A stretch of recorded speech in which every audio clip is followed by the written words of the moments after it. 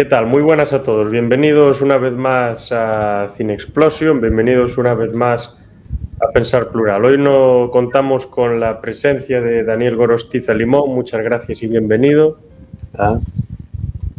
Y vamos a hablar pues de una película, ya prometimos la semana pasada que íbamos a hablar de ella, que creo que dentro de la historia del cine pues a lo mejor se puede considerar, sin exagerar, corrígeme si me equivoco, dentro de las 5 o 6 películas más influyentes de la historia del cine. Sí, probablemente sí. Es una de esas películas que definió el cine, la forma de hacer cine y luego también, no solo eso, dentro de su propio género, que es el género de los gángsters, lo cambió totalmente porque da una perspectiva diferente, en mi opinión. No es que los ponga ahora de buenos, a diferencia de antes que eran malos totalmente planos, pero sí que les da ahí una profundidad y una personalidad. O sea, las malas personas o las personas que hacen cosas malas también son seres humanos y se alegran al ver a su nieto y se ponen a jugar con él, quiero decir. O sea, marca un cambio, porque si te acuerdas, y lo hemos hablado mucho cuando hemos hablado de género negro, los gángsters de las pelis antiguas son tíos planos, son malos villanos de TV o casi, en plan así. Entonces aquí no, nadie está diciendo que Michael o Vito o quien sea haga cosas buenas, que no haga cosas malas, perdón, pero que luego tienen una familia y tienen sus cosas normales. O sea que eso también cambió dentro del género. Sí, sobre todo una familia, sí. Los vuelven totalmente grises, eso es cierto. Hay escenas que lo dejan muy claro eso, que luego hablaremos de ellas más en profundidad. Y la película, como ya Daniel, sin decirlo, dijo, básicamente, es El Padrino, de Godfather, del año 72. Una película que dirige Francis Ford Coppola, un director y un autor de esos que probablemente dentro de 300 o 400 años, si seguimos aquí, se estudie como parte de la propia historia del pensamiento, incluso ya de la historia del cine, que tiene un guión hecho, escrito por él con la colaboración de Mario Puzo. Más bien, el guión lo escribe Mario Puzo y Francis Ford Coppola colabora. Mario Puzo es la persona que escribe El Padrino, de Godfather, en el año 68, una cosa así, libro que tengo por aquí. Es una novela bien densa, bien gorda, que básicamente pues es una novela que trata de lo que va la película, básicamente, o sea, un poco más en profundidad, porque es mucho más extensa, pero básicamente es eso. Y como dato así un poco anecdótico de Mario Puzo, pues era un escritor con poco renombre, no porque fuese malo ni nada, sino porque no tenía mucho renombre en el momento, que pues vivía a duras penas y aparte tenía problemas con el juego, con las ruletas, con las apuestas y todas estas historias. Y no se le ocurría otra cosa que cuando perdía dinero pedirle dinero a la mafia para intentar ganar más. Pero ¿qué era lo que pasaba? Pues que de cada 10 veces que lo hacía, pues una vez ganaba, pero las otras 9 perdía. No descubro nada, ¿no? Y llegó un momento en el que le debía un montón de dinero a la mafia, no sé si eran 10.000 o 20.000 dólares. Y, a ver, si eres rico de ver 10.000 euros, pues te da igual, pero una persona de clase media o media baja, 10.000 dólares es bastante trabajoso conseguirlo, necesitas bastantes meses, incluso años en algunas circunstancias. Y pues se llevó alguna paliza que otra por motivos claros, para que se diese cuenta que no podía estar jugando con la mafia y demás. Y al hombre se le ocurrió pues escribir esta novela un poco caliente, ¿no? Por todo lo que le pasaba y por todo lo que conocía. Obviamente es una novela ficticia, pero que está inspirada en todo el ambiente de esa estructura mafiosa italoamericana. Porque ya te habla de las 5 familias, están todos estructurados de una forma, habla un poco de la influencia que tenían, de cómo se relacionaban, aunque luego sí hay elementos que son totalmente ya novelísticos, como lo que pasa dentro de las familias y toda esta historia. Pues el buen hombre tuvo la oportunidad de vender los derechos de su novela por 80.000 dólares. Claro, la vendió a ciegas y aparte de eso, aparte de vender los derechos de la novela, pudo participar como guionista, o sea, aparte se llevó todavía más dinero. Y esto se debe fundamentalmente a la Paramount y fundamentalmente a dos productores. Uno era Albert Rudy, que todavía sigue vivo, que creo que produjo, la última película que produjo fue Million Dollar Baby, me parece. Tiene 94 años, me parece. Y el otro productor, tengo que mirarlo porque no me acuerdo, Robert Evans, que ese produjo, entre otras muchas películas, Chinatown, 2 años después del Padrino, y la otra película era el bebé, bueno, Rosemary's Baby, ¿no? La semilla del diablo, que decimos aquí en España. Pues al buen hombre de Mario Puzo se le reconoció todo su talento, pudo escribir todavía más novelas y pudo estar vinculado con esa obra, y aparte se le dio la manga ancha, ¿no? Para escribir el guión, para adaptarlo y para trabajar con Ford Coppola, con el que hizo muy buenas migas. La película, creo que el presupuesto es de 6 millones, entre 6 y 7 millones, y la recaudación en taquilla fue de 290 millones, o sea, es una barbaridad. Creo que fue la película con mayor recaudación hasta la época. Sí, fue. Sí. Y si me permite comentar un par de cosillas de Mario Puzo, es que, como tú has dicho él antes, no lo conocía nadie, pero luego se hizo tan popular que una de las razones por las que un estudio se atrevió a producir la primera película de Superman de verdad, porque luego ha habido algunas en blanco y negro que, bueno, vamos a dejarlo ahí. Ellos lo intentaron.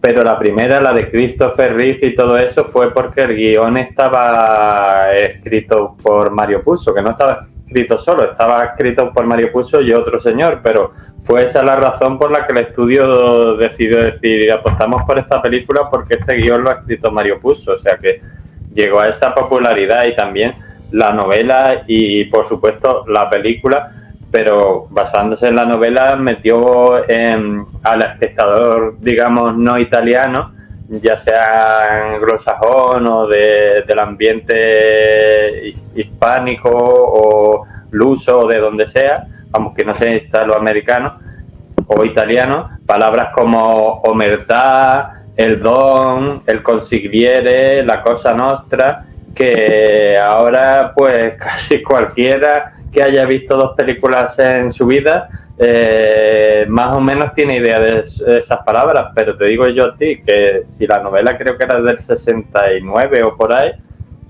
en 1965 nadie ni en Nueva York ni en Cuenca sabía lo que era un consigliere o un don, y a lo mejor había tenido tratos con la mafia, pero no sabía ese tipo de términos, o sea que la influencia de la novela y de la película fueron bastante grandes en, digamos, la cultura popular.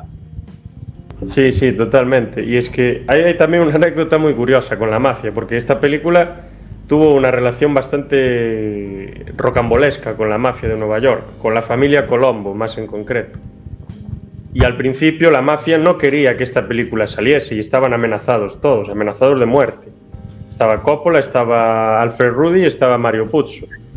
¿Y por qué? Porque consideraban que esta película lo que hacía era dejar mal no solo a la mafia italoamericana, sino al colectivo italoamericano en general. Porque los vinculaban pues con el crimen, con los robos, con un montón de cosas.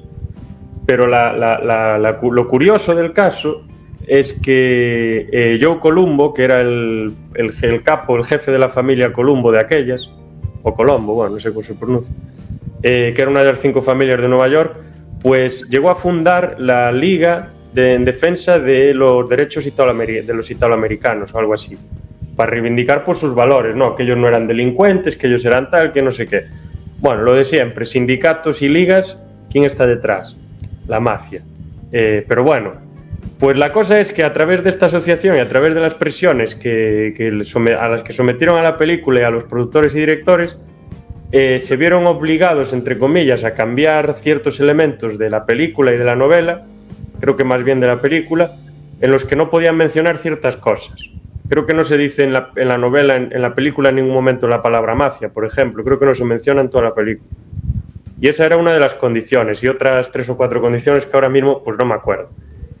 Pero lo curioso es que justo lo que comentas tú, que introduce todas esas palabras italianas, e incluso muchas más, pues que la película parece que tuvo el efecto contrario. En vez de hacer que la gente viese peor a los italoamericanos, a partir de la publicación de esta película, creo que la visión cambia, como que lo romantizan un poco, ¿no? Sí, es que es un poco, a ver, yo estoy en contra del crimen organizado, pero hay cosas que se dicen en la película que, como se suele decir, tiene su punto. O sea, hay un momento, una conversación que tiene Michael con la que después sería su esposa, creo que se llamaba Kate o Katie, pues ella le dice, no, porque él dice que va a seguir un poco el negocio familiar y tal, ya luego si eso entraremos en la evolución de este personaje, que yo creo que es de lo mejor de la peli. Pues ella le dice que por qué hace eso, y él le dice que lo que hace su padre no es muy diferente de lo que hace un senador o un gobernador, y le dice ella, no, porque los senadores, y le dice ella que ella le había dicho antes a él que era muy inocente, y entonces le dice ella, no, porque los senadores y los gobernadores no mandan a matar a nadie. Y le dice, ¿quién es el inocente ahora? O sea, las guerras, ¿quién las votan? ¿Y qué pasa en las guerras? Que muere gente y otro montón de cosas. O sea que con esto no estoy yo defendiendo al crimen organizado, pero sí es verdad que la película tiene una serie de puntos y una serie de cosas que tiene razón. O sea, que los criminales no sean buenos no quieren decir necesariamente que los que estén en el otro lado vayan a ser buenos, porque un senador, un diputado o lo que sea puede empezar una guerra y mandar a gente a morir, y seguramente que ahí mueran más gente que en las peleas entre las familias mafiosas. Sí, que efectivamente, y en la propia película se ve, ¿no?, como los propios policías están comprados. El famoso caso del policía irlandés que le desfigura la cara al pobre Michael Corleone, y el otro policía, otros policías que salen por ahí también, o sea, y incluso se introduce también pues que Corleone, Vito Corleone, el Don, el padrino, que tiene comprada, o bueno, más que comprada, ejerce muchísima influencia sobre todo los jueces y fiscales y senadores y demás de la zona, y eso es realmente lo que las otras familias envidian, porque las otras familias le ofrecen tratos, pero no realmente porque ellos crean que con él van a ganar más dinero, sino porque de alguna forma esos contactos que tiene con los fiscales, senadores, jueces y demás, y políticos en general, lo que van a permitirles es que estén respaldados, ¿no?, que sea más difícil pillarlos o juzgarlos. Sí. Eso sí que lo expresa muy bien la película. Sí, totalmente. Sí, es que la mafia funciona por una cosa que viene del Renacimiento y probablemente más atrás. Yo lo mismo me atrevería a decir que seguro que de la República Romana. O sea, es el sistema de favores y es lo que tiene el Don, o sea, y se ve en la película. O sea, ¿tú qué necesitas esto? Yo lo puedo hacer, te hago esto, pero en el momento que yo te necesite, tú tienes que estar ahí para hacer además lo que yo te diga. Y eso vale con el señor ese que va a la boda de su hija, vale también con los políticos, y además es un sistema que, nos guste o no, tiene que ser muy efectivo porque lleva siglos funcionando y a la mafia le va fantástico. O sea, el sistema de favores es mejor que mandar a alguien a amenazar o a pegar y tal. Yo hago esto por ti, pero en el momento que yo te necesite, ahí tienes que estar, si no, no te hago el favor. Y realmente es que eso es lo que alimenta las estructuras de la mafia, los favores, todo el tema este. La primera escena de la película con este señor, el enterrador, ¿no?, Bonasera, que creo que se apellida, que vemos allí, que bien caracterizado está, como habla, con ese acento tan italiano, aunque habla bien inglés, pero tiene un acento muy marcado italiano, y lo hacen, probablemente el actor a lo mejor fuese italiano también, y estuviese... Bueno, sabe Dios, o igual era un poco de todo, no es importante tampoco. Pues en la novela, la primera parte de la novela, las primeras páginas, exactamente son iguales que lo que pasa en la película, es exactamente lo mismo. O sea, yo cuando la leí tenía en la mente justo la misma imagen y todo como se procedía de la misma forma, es una barbaridad. Y realmente recalca eso, es decir, yo no quiero más dinero, yo no quiero que tú hagas esto, yo no quiero que tú hagas lo otro. Yo solo quiero que tú vengas aquí con respeto, a tratarme con amistad y que tú pues tengas la puerta abierta a hacerme un favor cuando yo lo necesite. Y el propio Vito Corleone le dice, a lo mejor nunca lo necesito, pero si lo necesito tienes que estar ahí, porque si no, yo no voy a hacer nada por ti. Y tiene, bueno, Sí que se le ve demasiado romantizado, creo yo. Pero bueno, yo creo que esto lo hacen aposta también. Obviamente es una película, pero lo ensalzan como una figura que está más allá del bien y del mal, ¿no? Me da a mí la impresión a veces, no sé si a ti también, como que está por encima de todo, que él es más allá, está más allá de la ley, que es el que decide todo. Hombre, en aquella época, y quizá, no, hoy en día no creo que tanto, pero en aquella época, en esas comunidades italoamericanas de Nueva York, con tanta pobreza y tal, este señor que tiene dinero, que ayuda a la gente, que la gente va a pedirle consejos, porque es que no solo que iba a pedirle favores, iba a pedirle consejos. Mire, que yo quiero que mi hija se case con fulanito, pero resulta que a ella le gusta más menganito, ¿qué hago? Y el padrino le aconsejaba y tal y cual.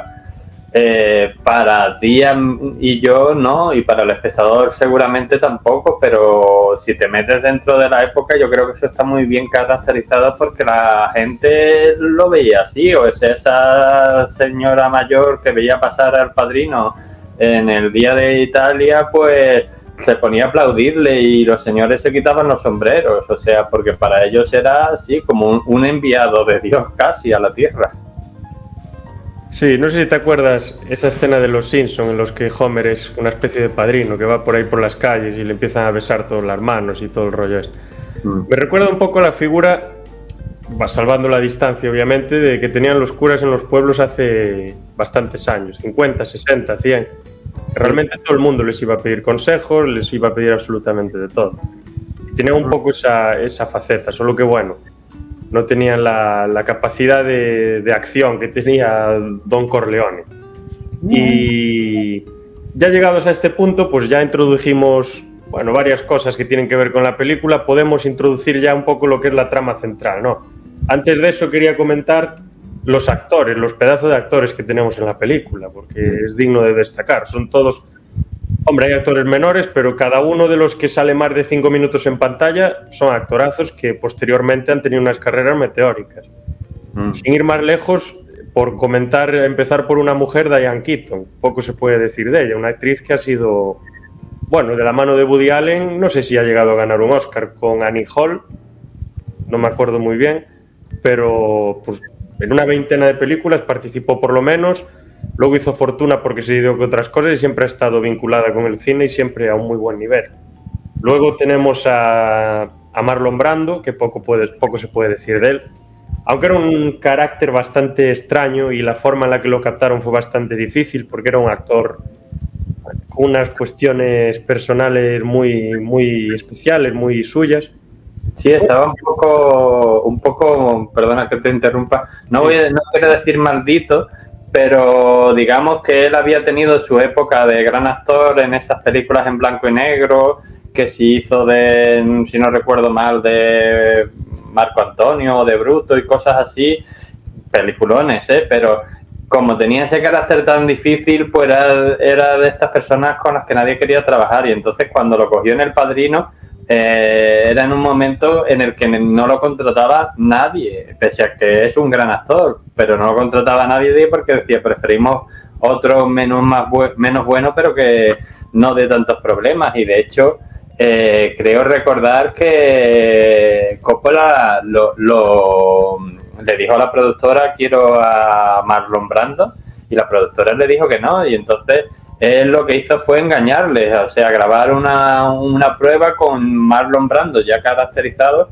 que realmente si no has visto muchas películas de él y no sabes que es Marlon Brando, parece otro señor totalmente diferente. De hecho, era bastante más joven que el papel que interpreta. Pues lo vieron los productores y dijeron, este tío, contratarlo. Y luego, claro, se dieron cuenta que era Marlon Brando, pero ya no se querían echar atrás. Pero al principio no lo querían ni para esta película, o sea que muchos de esos actores que tú has dicho y que supongo que vas a decir, digamos que esta película les lanzó al estrellato, y otros como Marlon Brando digamos, reintegraron, porque si no hubiera sido por esta película seguramente que no habría hecho todas las que hizo después. Sí, efectivamente. Y no sé, no fue en este año o en el siguiente cuando había ido a recoger un Oscar con una india o una cosa así, que era su pareja o... ¿No fue cuando le dieron este Oscar? Por esta no me acuerdo muy bien. No me acuerdo. Me acuerdo de la historia, pero no me acuerdo si fue por esto o por otra cosa, sí, para reivindicar. Pero esa parte no me parece mal, porque él lo hizo para reivindicar el trato que se le daba. No, de mal nada, no. Pero yo creo que fue al ganar este Oscar, me parece, ¿eh? Puede ser.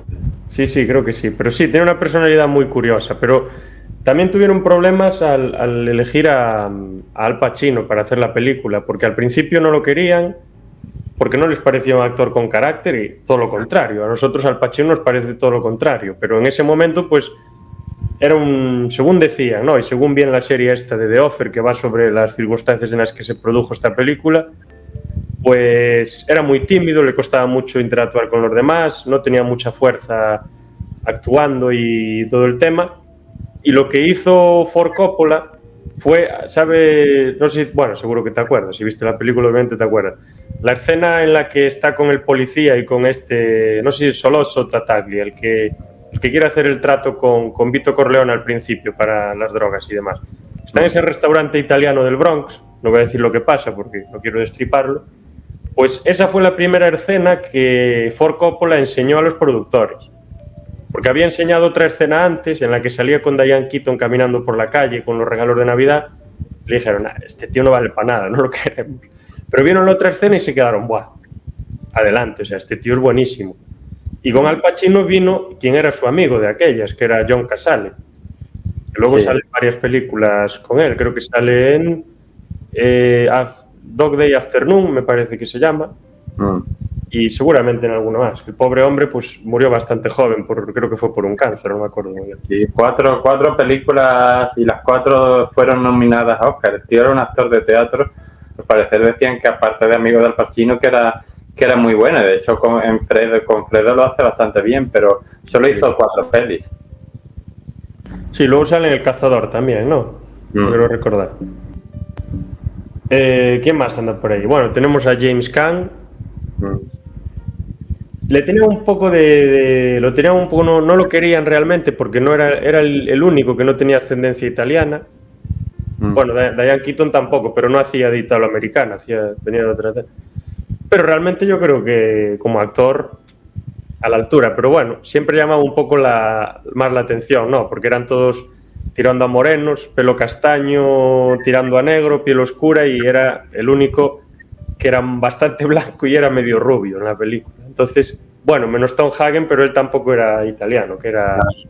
Pero eso es un estereotipo también un poco, porque si tú te vas a Italia, hay gente rubia. Es como también dices tú, pues mira, la gente española son todos de pelo oscuro. Pues si tú te vas a Sevilla, es uno de los sitios donde te puedes encontrar más gente rubia del mundo. Entonces, en Italia pasa lo mismo. O sea, te encuentras gente, pues desde el típico estereotipo de pelo negro, piel oscura y tal y cual, hasta gente rubia de ojos azules con piel más blanca que la tuya. Sí, pero bueno, yo me refería al venir de Sicilia, lo más normal, hombre, obviamente te vas a encontrar de todo, pero fundamentalmente en Sicilia, aparte con la invasión, bueno, con la ocupación árabe, que creo que tuvo bastante tiempo, como tuvimos en España, pero en España tuvimos otras muchas invasiones. En Sicilia también, pero bueno, pues yo creo que el perfil es más como Al Pacino, como tal, pero sí, obviamente, claro. Si fuese el norte de Italia ya es otra cosa, pero al ser del sur... pero sí, puede servir para romper el estereotipo, eso es cierto. ¿Quién más tenemos por ahí? Robert Duvall, que creo que es el que hace de Tom Hagen. Sí. Tengo aquí, ¿cómo se llama? Richard Castellano, una cosa así, también. Y bueno, hay muchos más, obviamente. La película transcurre entre el año 45 y el 55. Justo después de la Segunda Guerra Mundial, que Michael Corleone vuelve a Nueva York siendo un héroe de guerra, condecorado, y por eso, entre comillas, lo respetan un poco. ¿Y qué es lo que pasa en la película? ¿Cuál es el eje central? Y ya te dejo... bueno, y dura 175 minutos. Ahora ya te digo. ¿Cuál es el eje central? ¿Qué es lo que sucede? Llega Michael Corleone de la guerra, probablemente, no sé de dónde vendría, a lo mejor de Italia, de Alemania, no me acuerdo muy bien. Sí, o de Francia. ¿Qué es lo que empieza a pasar? Hombre, pues básicamente la película son 2 historias, digamos, por un lado, digamos, es el ocaso del padrino original, del Don original, Vito Corleone, que en cierta forma, si tú ves esta película por primera vez y tú ves el principio de la película, te crees que el protagonista es él, y él es uno de los protagonistas, pero quizás no el más protagonista de todo. Y por otro lado es la evolución de Michael Corleone, que para mí, digamos, es el más protagonista de la película, aunque, bueno, allí sí, los protagonistas para mí principales pues serían quizás Michael, Vito, Tom Hagen y Sony. Bueno, luego hay otros actores y actrices que hacen papeles importantes, pero yo diría que sobre esos 4 gira esta película. Pues este otro protagonista, el que es para mí el protagonista principal, su evolución, que es súper interesante, porque pasa de ser héroe de guerra, de decir él mismo a su pareja entonces que él no quiere nada que ver, que él quiere a su familia y todo el rollo, pero que él no quiere tener nada que ver con el negocio familiar, que él quiere otra cosa. Incluso el padre en una parte de la película dice, yo tenía otros proyectos para ti, esto era, bueno, Fredo pues era el hermano que todas familias siempre tienen a alguien así, dice, el pobrecito pues hay que cuidarlo. Pues digamos que era para Sony la parte mafiosa y todo eso, aunque luego demostró Sony que como padrino no era muy bueno, también lo dice Vito, dice, era un mal don. Pero bueno, la parte criminal era para él y para su hijo tenía otro sueño, senador Corleone, gobernador Corleone, es decir, estar del otro lado de la ley. Y esa era la idea, pero claro, pasan una serie de acontecimientos terribles en esa familia, debido un poco a lo que tú has contado de las drogas, que el padrino, pues, dentro de que es un criminal, pues tiene un código de honor y no quiere traficar con drogas, y pasa algo que no vamos a contar para que la gente se vea la película, y a raíz de ahí, pues claro, el personaje de Michael cambia, pero no cambia de un día para otro, sino que vamos viendo la evolución. Y al final de la película, pues la película es un poco eso, aparte de un montón de historias más y traiciones y cosas así de por medio, es la historia de la evolución del héroe de guerra a, digamos, uno de los capos de la mafia italoamericana. Y yo creo que en ese sentido la película y bueno, también la novela lo hacen muy bien, porque no pasa como en otras películas o en libros que tú ves que cambia como si encendieras o apagaras un interruptor de la noche a la mañana, sino que aquí ves una evolución de un personaje que tiene unas ideas asentadas y cómo lo que va pasando y su entorno le hace variar hasta ponerse en el otro lado. Entonces, ya sin entrar en muchos spoilers, esa sería básicamente, pues digamos, la trama central de la película, la historia de estos dos padrinos, de estos dos don y la gente que les rodea, su familia.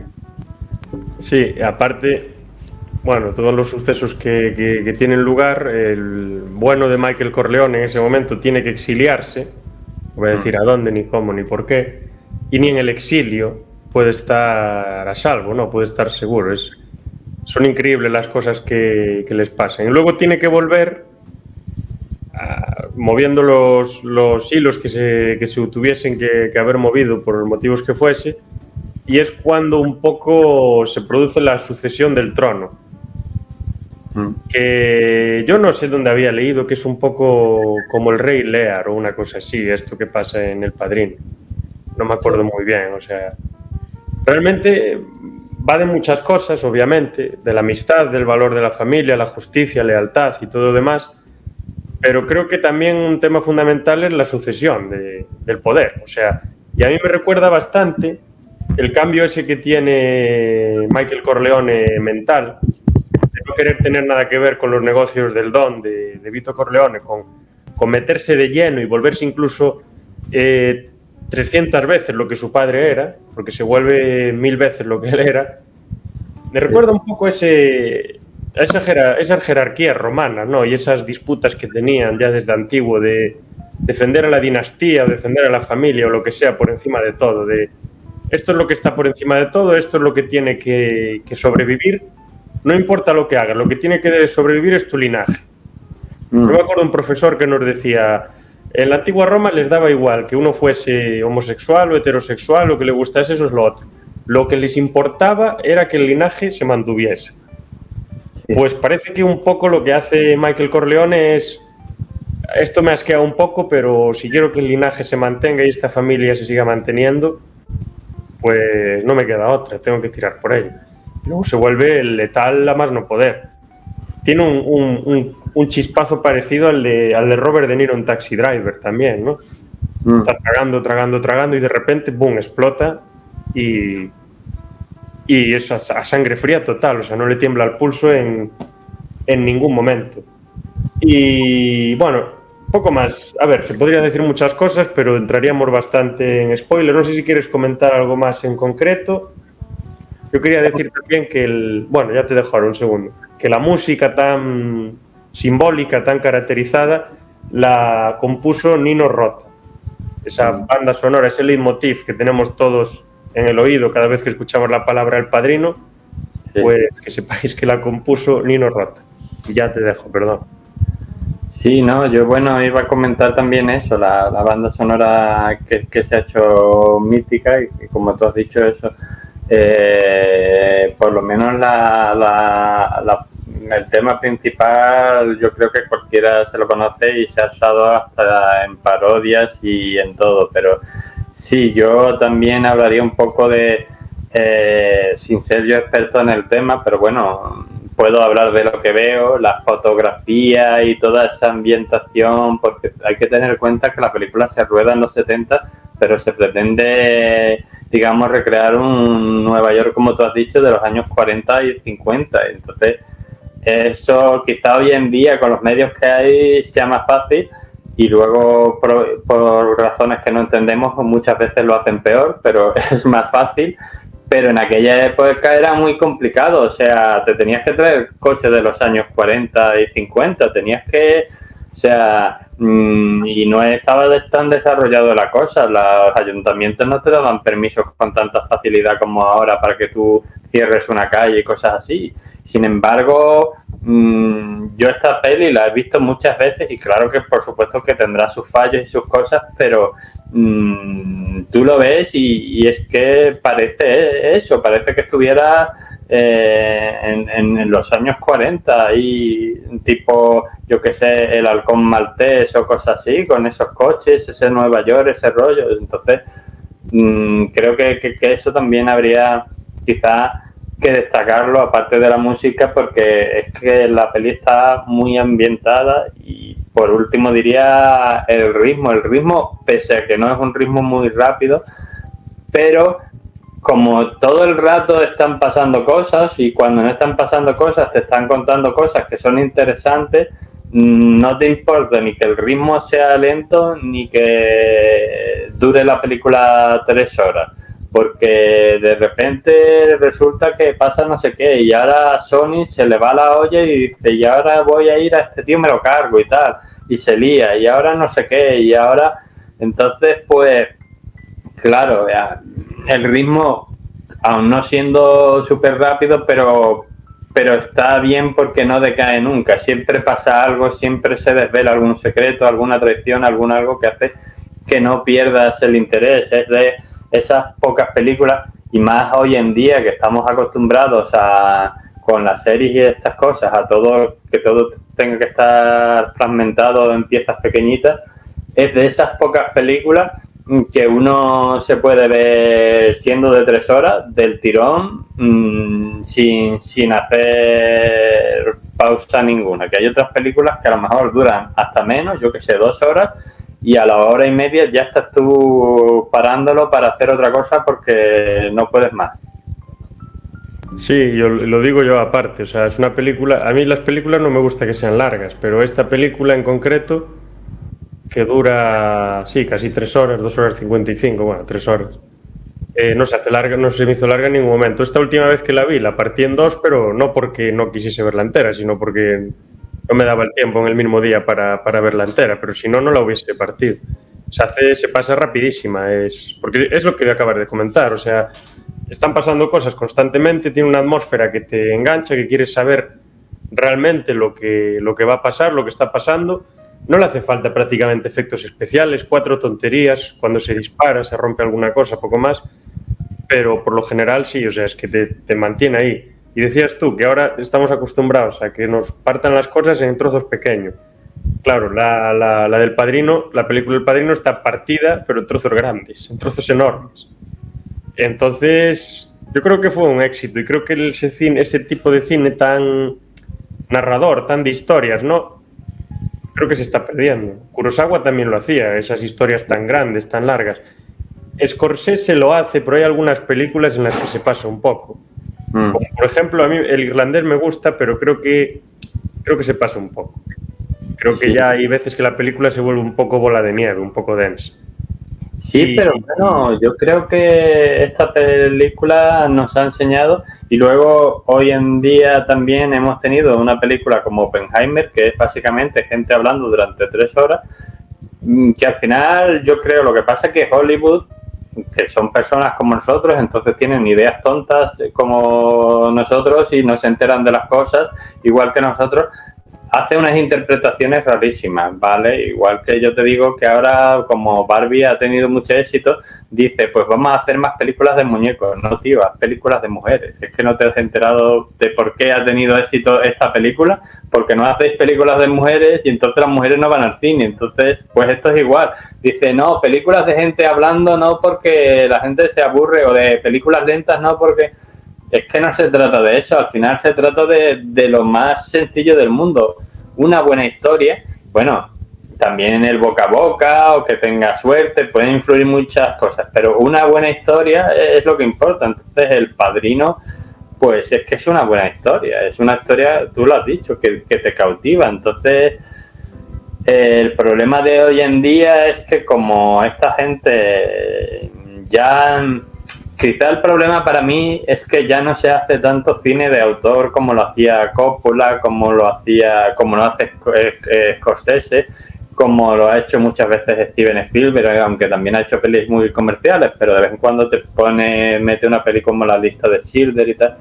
Es que eso se ha perdido, y no porque no haya autores, sino porque Hollywood va más que nunca a la pela, entonces no le interesa, no analiza las cosas, y entonces es el problema. Pero vamos, que yo creo que una película que El Padrino, si se hiciera hoy, sería súper taquillera igualmente, porque es una gran película. El problema es que probablemente no se hiciera hoy como se hizo esa, porque a Nolan le han dejado hacer Oppenheimer porque lo conoce hoy en día todo el mundo. Pero si hubiera sido el Nolan de los 90, no hace Oppenheimer, pero ni de broma. Pues lo mismo es Scorsese de los 70, hoy en día no habría hecho El Padrino. Y yo creo que ese es el problema.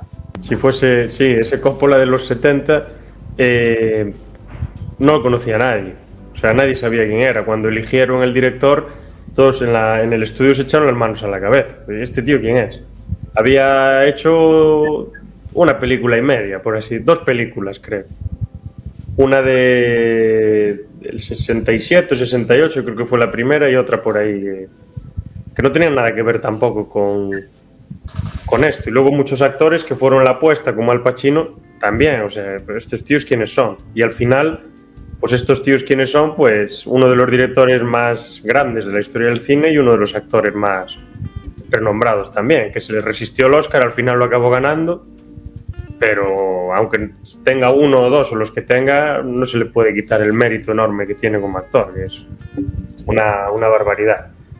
Y bueno, pues sí, ya llegados aquí, pues ya podemos, a ver si le podemos dar una nota, a ver si estamos de acuerdo en esta película y hacer una pequeña conclusión. Yo le daría un 9. Un 9,25, venga. Yo le daría un 9,5 porque es una de mis películas favoritas de todos los tiempos, aunque la segunda me gusta un poquito más, pero sin esta no habría la segunda, así que yo le doy un 9,5 y a la otra, ya adelanto, spoiler, le doy un 9,75. A ver a la otra, la tengo que rever, que no me acuerdo muy bien, pero sí, puedo pasar por ahí. Y nada, pues conclusión es lo que dijimos básicamente, o sea, es una película que que muestra un poco a modo de ejemplo pues el entorno que había en Nueva York, en las 5 familias de la mafia, y cómo pues todo se basa en el tema de los favores, de hacerse favores unos a otros, como toda esa estructura mafiosa se basa realmente en la necesidad de la gente de a pie dentro de un sistema concreto, de que les hagan favores, porque a través de los procedimientos normales no pueden alcanzar lo que quieren, como se ve al principio con el amigo Bonasera, el enterrador, y de cómo, de qué barata se vende la traición, ¿no? Y la mentira, que a la mínima de cambio, cuando uno se gira, pues ya lo están traicionando, básicamente. Sí. Y pues básicamente eso, o sea, es una película redonda para mí, una ambientación maravillosa, indescriptible básicamente, una música también cautivadora que te conecta constantemente. Son capaces de hacer una película de 3 horas que no se te hace larga y respeta perfectamente los tiempos, no se precipita en ningún momento, te cuenta las historias de la forma más madura posible. Hay absolutamente de todo, hay violencia, hay acción, hay romance, hay comedia, hay un poco de noir también, hay absolutamente de todo. Así que, y cine gángster también. Así que poco más se puede decir de esta película. Y gracias a ella existe El Padrino 2, también hay que decirlo. Y gracias a ella se le dio renombre a esa persona que tanto lo necesitaba, ¿no? A Mario Puzo, se le dio renombre a Al Pacino, se le dio renombre a James Caan, a Ford Coppola y un largo etcétera. Sí, sí. Pues sí, yo en eso estaría de acuerdo contigo. Yo creo que esta película tiene tanto éxito por eso que hemos dicho, porque la historia es buena y porque en realidad trata muchos temas. Es que es una historia de la venganza, es una historia de la familia, de la tradición, de la modernidad, de un montón de cosas y de situaciones que digamos que al final es como una historia llevada al extremo un poco, pero de la vida y de la muerte, o sea, es un poco eso. Y luego, sobre todo por el tema de la familia, o sea, a las familias pues les pasan cosas como pasan en muchas familias. Hice antes un poco el comentario así de, pues el hermano, digamos, que es un poquito especial, pues pasa en la familia, el tal. Entonces, yo creo que es eso, es que la película, quizás sin darte cuenta, toca tantos temas, te los vas metiendo ahí, pero de forma orgánica, no de forma que se vea, sino que, claro, yo creo que te atrapa. Entonces yo es una recomendación al que le haya visto, pues si la quiere ver, es una de esas películas que siempre está bien volver a ver. Y al que no la haya visto, se la recomiendo enormemente, ya no solo por lo que es para la historia del cine, sino quizá más incluso por lo que es como película. O sea, esa es una de estas películas que de una forma, como ya he dicho, orgánica, te cuenta tantas cosas en una sola historia que merece la pena verla. Así que yo es lo que le diría, animar a la gente que la vea o que la vuelva a ver. Efectivamente, pues nada, nosotros nos vemos la semana que viene. Creo que vamos a hablar... ¿De qué vamos a hablar? No me acuerdo ya, no sé si era de Van Damme o si vamos a hacer... No, esa es las reseñas de las películas, ¿no? De Doble Cuerpo, sí, y de Adivina quién viene a cenar esta noche. Una la voy a hacer contigo, la otra con The Phantom, que ya vuelve de su letargo. Y dentro de 2 semanas vamos a hacer un especial de Jean-Claude Van Damme, que van a hacer ver 5 películas de Van Damme, que nunca las vi. A ver qué puede salir de ahí. Y nada, muchas gracias a todos y Daniel también a ti. Nos vemos, hasta la próxima.